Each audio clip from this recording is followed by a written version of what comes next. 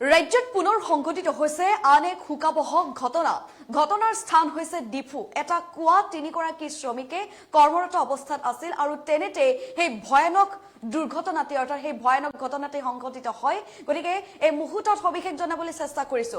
ৰাজ্যত পুনৰ শোকাবহ ঘটনা সংঘটিত হৈছে, আন এক শোকাবহ ঘটনা সংঘটিত হৈছে ৰাজ্যত। একেলগে অকাল মৃত্যু হৈছে তিনিগৰাকী শ্ৰমিকৰ। আমি জনাইছো যে একেলগে এটা কুয়াত কৰ্মৰত আছিল তিনিগৰাকী শ্ৰমিক। তেওঁলোকে এটা কুয়াত কাম কৰি আছিল আৰু তেনে সময়তে এক শোকাবহ ঘটনা সংঘটিত হয়। ডিফুৰ দিছামাৰ চালেম টিছো গাঁৱত এই ঘটনা সংঘটিত হৈছে।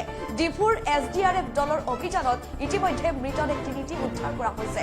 অঞ্চলজুৰি এতিয়া তীব্ৰ চাঞ্চল্য বিৰাজ কৰিছে, কাৰণ এটা কুয়াত কৰ্মৰত অৱস্থাত তিনিগৰাকী শ্ৰমিকৰ অকাল মৃত্যু হৈছে একেলগে। কিন্তু মৃত্যু কিহৰ বাবে হ'ল, কি কাৰণত হ'ল, এতিয়ালৈকে মৃত্যুৰ কাৰণ জানিব পৰা হোৱা নাই। তথাপিও খবৰ আহি পৰিছে যে আমি দৃশ্যাংশ দেখুৱাইছো যে এই কুয়াটোতেই তিনিগৰাকী শ্ৰমিকে একেলগে কাম কৰি আছিল আৰু কিহৰ বাবে তিনিগৰাকী শ্ৰমিকৰ একেলগে এটা কুয়াত একেলগে মৃত্যু হ'ল তাৰ কাৰণ এতিয়ালৈকে জানিব পৰা হোৱা নাই। যদিও SDRF বাহিনীৰ তৎপৰতাত বা অভিযানত ইতিমধ্যে তিনিগৰাকী শ্ৰমিকৰ মৃতদেহ উদ্ধাৰ কৰা হৈছে। আমি দৃশ্যাংশ দেখুৱাইছো যে ৰাজ্যত পুনৰ শোকাবহ ঘটনা সংঘটিত হৈছে।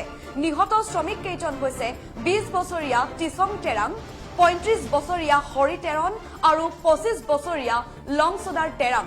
মঙলবাৰে দুপৰীয়া ভিতৰুৱা অঞ্চল দিছামাৰ চালেম টিছো গাঁৱত এটা কুয়াত কাম কৰি থকা অৱস্থাতে তিনিগৰাকী শ্ৰমিকৰ অকাল মৃত্যু হয় আৰু এই অকাল মৃত্যুৰ ঘটনাই অঞ্চলজুৰি তীব্ৰ চাঞ্চল্য সৃষ্টি কৰে।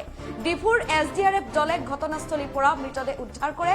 লগতে মৰণোত্তৰ পৰীক্ষাৰ বাবে DMCHত ৰখা হৈছে মৃতদেহ কেইটা। কিন্তু এতিয়ালৈকে জানিব পৰা হোৱা নাই যে কিহৰ বাবে একেলগে এই কুয়াটোত তিনিগৰাকী শ্ৰমিকৰ অকাল মৃত্যু হ'ল। সেই সময়ত তেওঁলোকৰ মাজত কিবা মতানৈক্যৰ সৃষ্টি হৈছিল নেকি, বা তেওঁলোকে কিবা সেৱন কৰিছিলে নেকি, বা আন কাৰোবাৰ বলি হৈছিলে নেকি, এতিয়ালৈকে তাৰ কাৰণ জানিব পৰা হোৱা নাই। যদিও মৰণোত্তৰ পৰীক্ষাৰ বাবে তিনিগৰাকী শ্ৰমিকৰ মৃতদেহ ইতিমধ্যে DMCHত নিয়া হৈছে। SDRF বাহিনীৰ তৎপৰতাত ইতিমধ্যে মৃতদেহ উদ্ধাৰ কৰা হৈছে। আমি জনাইছো, দৃশ্যাংশ দেখুৱাইছো যে কিদৰে এটা কুয়াত কাম কৰি থকা অৱস্থাতে একেলগে তিনিগৰাকী শ্ৰমিকৰ অকাল বিয়োগ ঘটিছে। আৰু এই মুহূৰ্তত ভাষ্য আছে, ভাষ্য আগবঢ়াই লৈছো।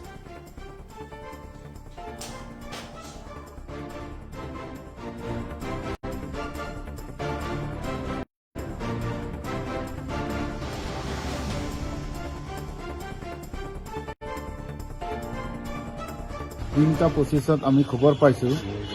খবৰ পোৱাৰ পাছত আমাৰ টিম লগে লগে আমি তাত উপস্থিত হৈ কিনি তাত মানুহ ৰিংকুৱা, নতুন ৰিংকুৱা খান্দা আমি দেখিলো। তাৰ তলতে 3জন ল'ৰা পৰি আছিলে। তাৰপিছত আমি তাত গৈ কিনি আমাৰ SDRF আমাৰ ল'ৰাটো আমি ব্ৰিথিং এপাৰেটাছ পিন্ধাই কিনি তলত চেক কৰিব দিছে। চেক কৰি দিয়াৰ পাছত তেওঁ অলৰেডি আনকনচিয়াছ হৈ 3টা নাই তাতে পৰি আছে।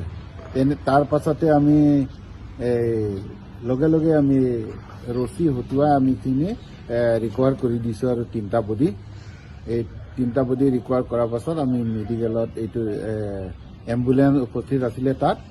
এম্বুলেন্সত আমি ভৰাই কিনি এম্বুলেন্সে ডিফু মেডিকেল কলেজত লৈ আনিলে। আৰু তাৰপিছত ইমানলৈকেতো পিছততো আমি খবৰ পাইছো অলৰেডি এটাও বাচা নাই বুলি আমি খবৰ পাইছো। তাৰপিছতে ঘটনাটো এনেকা হ'ব নালাগিছিলে। এখেতসকলে যাতে মালিকবিলাকে আমাক যদি আগতীয়াকৈ অলপমান ইনফৰমেশ্যন দিলে হয়, তেতিয়া সোনকালে যদি আমাক খবৰ দিলে হয়, তেতিয়া ল'ৰাটো হয়তো মৰিলেও এটাই মৰিলে হয়, 3টা নমৰিলে হয়। কিন্তু এখেতসকলে আমাক আমি খবৰ পাইছো 3টা 25। তাৰপাছত এখেতৰ ঘটনা হৈছে বোলে 2:30 বাজিমানত ঘটনা। তাৰপাছতে তেতিয়া এখেতসকলক খবৰ দিওঁতে এটা আমাৰ প্ৰায় 1 ঘণ্টা নিচিনা হৈ আছে। সেইটো কাৰণে এখেতসকলক এটাও বচাব নোৱাৰিলে। ঘটনাটো এনেকুৱা হৈছে, প্ৰথম ল'ৰাজন পৰি গ'ল। তাৰপাছত সি বোলে চিঞৰিছে, এইটো মোক বচাওক, মোক বচাওক, মোক উঠাই দিয়ে বুলি কৈ আছে বোলে।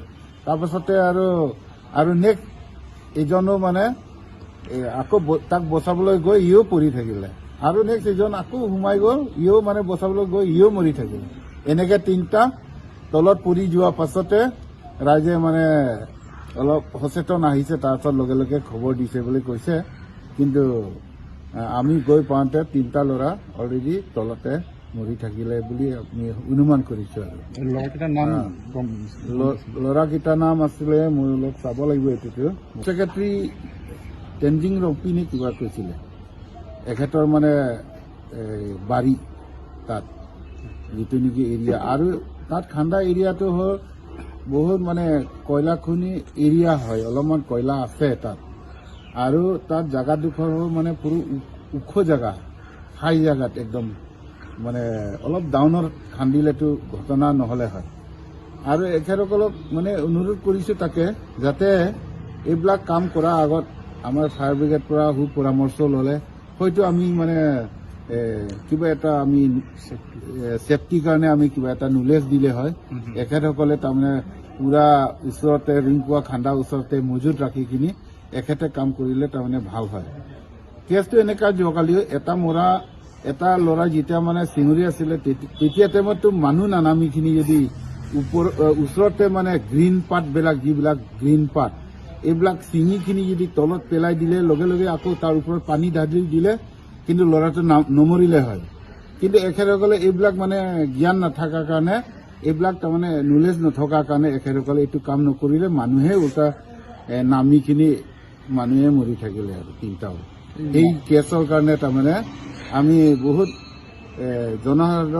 জনসাধাৰণক আমি অনুৰোধ কৰিছো যে এনেকা যদি কেছ হয় লগে লগে আমি পানী 3-4 বাল্টিংমান পানী ঢালি দিলে এইটোৱে এটা নমৰে কাৰণ এইটো ৰিংকুৱাটো ইমান দৌ নহয় তাৰমানে নতুন ৰিংকুৱা খান্দিছে এতিয়া 35 ফুট বা 40 ফুট তেনেকে মাজতে আছে এতিয়াও তাত ইমান দৌ ৰিংকুৱা খান্দা নাই এতিয়ালৈকে আৰু 3 পিছমান ৰিং পেলাইছে তলত ৰিং পেলাই পেলাই মানে খান্দি গৈ আছে ইয়াতে এনেকা আৰু তেতিয়া এইটো কাৰণে আমি বহুত জনসাধাৰণক অনুৰোধ কৰিছো যাতে এনেকা কোনোবা যদি কাম কৰে পুৰণা ৰিংকুৱা যদি চাফা কৰিব যায় বা নতুন ৰিংকুৱা খান্দিবলৈ হলে আমাৰ ফায়াৰ ব্ৰিগেডৰ পৰা অলপমান নলেজটো লৈ গ'লে পৰামৰ্শ লৈ গ'লে ভাল হ'ব বুলি আমি পাব্লিকক অনুৰোধ কৰিছো শ্ৰমিককেইটাৰ নামকেইটা যদি আৰু যিবিলাক মানে ৰিংকুৱা খান্দিছে এখেতসকলৰ মানে ৰিংকুৱা খান্দা এক্সপাৰ্ট ল'ৰা এখেতসকলে মানে 99টা ৰিংকুৱা খান্দা হৈছে বুলি কৈছে যোৱাকালি খান্দা পৰাটো সিহঁতৰ 100টা পুৰ হ'ব আৰু এনেকা সেইটো কাৰণে তাৰমানে সিহঁতে বোলে এই ঘটনা নোহোৱা আগত সিহঁতে আলোচনাও কৰিছে যাতে এইটো খান্দা শেষ হলে বোলে সিহঁতে পাৰ্টি এটা খাব বুলি এইটোৱে কেছ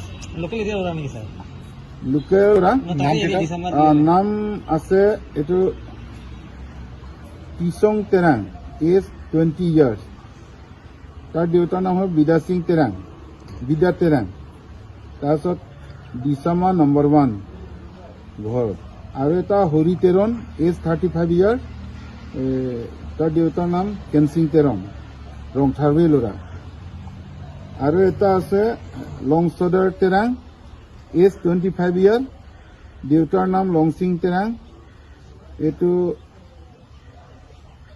চেণ্টাৰ বজাৰ ৰেনসিং ৰংপি গাঁও হাৰাঘাট PS হাৰাঘাট পৰে এখেতসকলে মানে কাম কৰিব আহিছে ইয়াতে তাৰপিছত বহুত জাগাতো কাম কৰিছে এখেতসকলক কিন্তু দুৰ্ভাগ্যজনক যোৱাকালি যিটো ঘটনা হৈ গ'ল সেইটো আমাকো খবৰ দিওঁতে অলপ পলম হৈ গ'ল কিন্তু আমিও এখেতসকলক মানে উদ্ধাৰ কৰিব নোৱাৰিলো ঠিক আছে ধন্যবাদ